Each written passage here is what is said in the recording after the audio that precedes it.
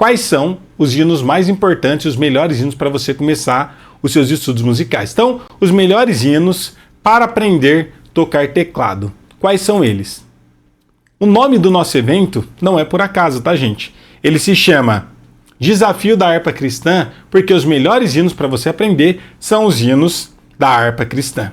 Hinos da harpa cristã. Aí talvez você esteja se perguntando, professor, mas por que os hinos da harpa cristã são os melhores hinos para a gente começar a estudar? Talvez você até não toque hinos da harpa cristã na sua igreja, talvez você nem sequer conheça, você já ouviu falar, mas pelo fato de não conhecer, você nunca ouviu, ou talvez você ache que seja um hino muito retrógrado, um hino muito antigo. Na verdade, são hinos antigos, mas eles não são hinos retrógrados e é muito importante que vocês entendam que mesmo se na sua igreja não cante esses hinos, é importante que você comece a pesquisar. Independente se você vai tocar na igreja ou não, até porque eles são os melhores hinos para você aprender a tocar teclado. Aqui nessa aula eu vou explicar um pouco mais sobre isso para vocês poderem entender, mas a primeira coisa que eu quero que vocês entendam, esses hinos da harpa cristã, eles são hinos que vêm de um inário. A harpa cristã, assim como outros inários que a gente tem, são inários onde são um conjunto de hinos que foi escolhido e inspirado por Deus quando foram compostos, que além de ser cantado, são contado a história da igreja. Então são hinos cristocêntricos, são os melhores hinos para você cantar, porque fala exatamente do amor de Deus e tem hino ali para tudo, para qualquer ocasião que você precisar para estar tocando na sua igreja. Agora, a primeira grande vantagem de você aprender através dos lindos hinos da harpa cristã, porque são os hinos mais simples de todos. Como assim, professor? Mais simples de todos. Os hinos da harpa cristã, eu considero eles como músicas folclóricas. Como assim, professor?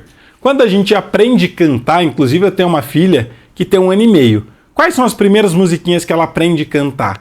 Normalmente a gente ensina para as nossas crianças as musiquinhas folclóricas, que são músicas que vai passando de geração em geração e que a gente vai ensinando elas por imitação. Então, de tanto que a gente canta essas musiquinhas, por exemplo, Parabéns para Você, Cai Cai Balão, todas essas musiquinhas são musiquinhas folclóricas que já são cantadas há muitos anos, há muitas gerações. Provavelmente a avó da minha mãe cantava para a minha avó, por exemplo, para vocês terem uma ideia. Então, são músicas que vão passando de geração em geração e todo mundo vai aprendendo desde criança. Por quê? São músicas simples que cantam, quando eu digo sobre a música folclórica, são músicas cantadas baseado na cultura de cada um dos países. A gente tem as nossas próprias músicas folclóricas aqui no Brasil, assim como existe a música folclórica europeia, americana, de vários países diferentes. E as músicas que são os hinos da harpa cristã, eu considero como música folclórica porque é a história da igreja cantada. E são músicas muito simples de você poder aprender, que a gente deve estar passando de geração em geração. Para pensar, um hino avulso, se você começa a estudar através deles, automaticamente esse hino avulso vai sair de linha. Se eu der exemplos aqui para vocês de hinos antigos, vocês vão até rir. De hinos que existia, que eram muito tocados, cantados, e que hoje em dia nunca mais foram cantados e talvez vocês ouviram lá atrás, mas que hoje em dia já não faz tanto sucesso assim. Por exemplo, se eu cantasse esse hino aqui, ó, que é hino avulso. Você já ouviu falar, esse é antigo, hein? De um Deus que é tão grande, mora no meu coração. Teu braço é a ponte na escuridão. Seus olhos iluminam minha vida. Refrão. Braço de ferro, punho de aço, esse é o Deus que eu conheço. Quando decide, não muda decreto, faz o fim virar começo. Não ouve conselhos, não pede favor, não manda recado, usa pregador. Decide e faz. Quem lembra desse hino? Isso aqui é um clássico que na época fez muito sucesso e eu toquei durante muito tempo esse hino. Mas hoje em dia não é tocado mais nas igrejas. Por quê? Não é um hino atemporal, ou seja, é um hino descartável, que para a época fez muito sucesso, mas hoje em dia não é tocado mais nos cultos. Outro exemplo, tinha uma música que era do André Valadão.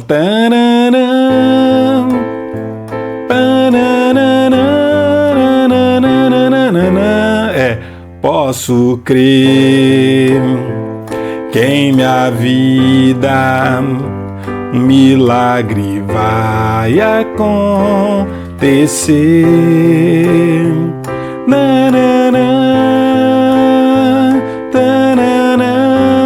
Vocês devem lembrar desse hino.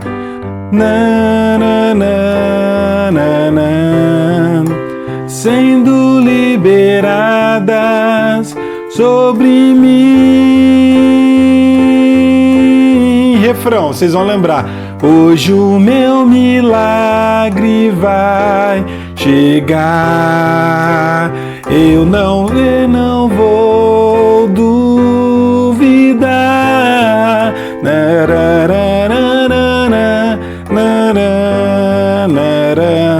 É outro hino que foi um clássico na época. Eu toquei em festividade, toquei esse hino em vários cultos, mas hoje em dia não é mais cantado. Vou dar só um terceiro e último exemplo de um hino que nem é tão antigo assim, mas também não é tão novo, que inclusive foi dois hinos que foram muito polêmicos nas igrejas, principalmente pentecostais.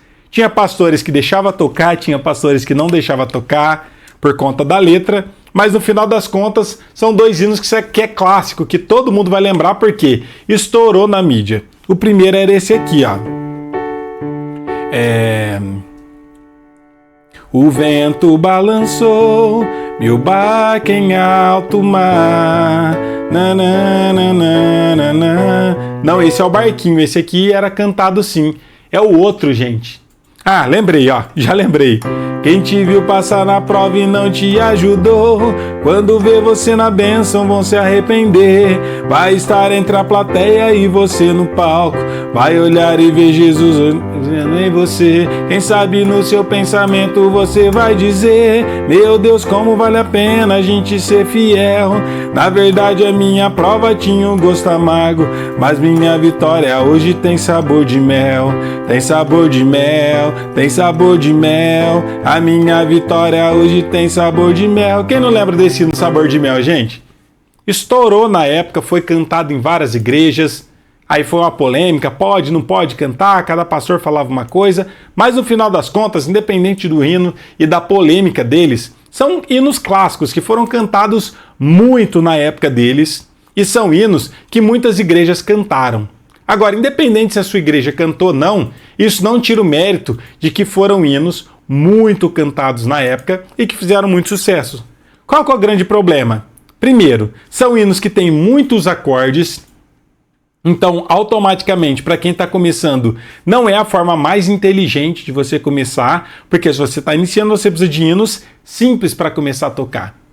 Então, os hinos da harpa cristã já saem na frente com vantagem justamente por serem hinos simples, de todo mundo tá tocando, de todo mundo tá aprendendo a cantar.